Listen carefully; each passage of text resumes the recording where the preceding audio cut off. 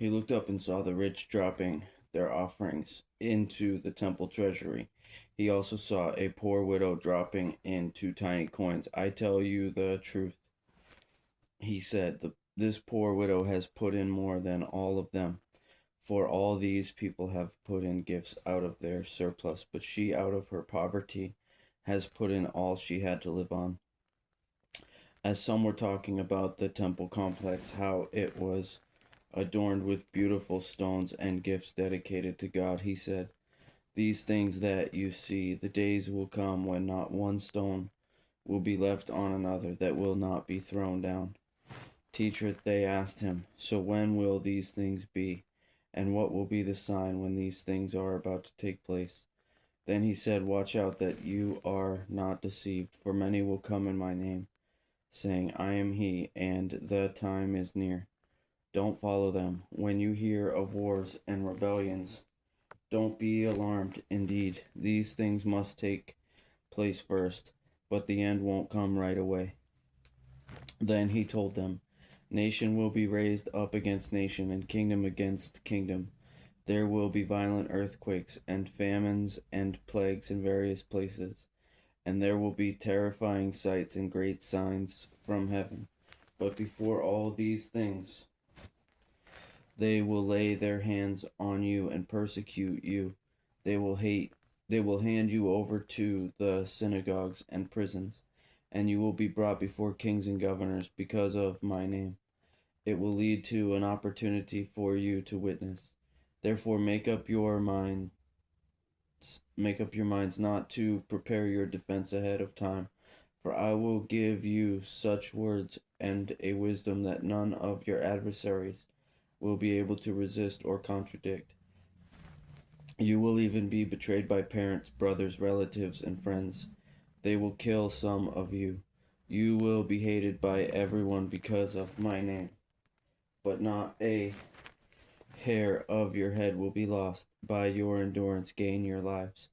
When you see Jerusalem surrounded by armies, then recognize that its desolation has come near. Then those in Judea must flee to the mountains. Those inside the city must leave it, and those who are in the country must not enter it, because these are days of vengeance to fulfill all the things that are written. Woe to pregnant women and nursing mothers in those days, for there will be great distress in the land, and wrath against this people. They will fall by the edge of the sword, and be led captive into all the nations, and Jerusalem will be trampled by the Gentiles until the time of the Gentiles are fulfilled. Then there will be signs in the sun, moon, and stars, and there will be anguish on the earth among nations bewildered by the roaring sea and waves. People will faint from fear and expectation of the things that are coming on the world, because the celestial powers will be shaken. Then they will see the Son of Man coming in a cloud with power and great glory. But when these things begin to take place, stand up and lift up your heads, because your redemption is near. Then he told them a parable. Look at the fig tree and all the trees. As soon as they put out leaves, you can see for yourselves and recognize that summer is already near. In the same way, when you see these things happening, recognize that the kingdom of God is near. I assure you, this generation will certainly not pass away until all things take place. Heaven and earth will pass away, but my words will never pass away. Be on your guard so that your minds are not dulled from carousing, drunkenness, and worries of life, or that day will come on you unexpectedly like a trap, for it will come on all who live on the face of the whole earth.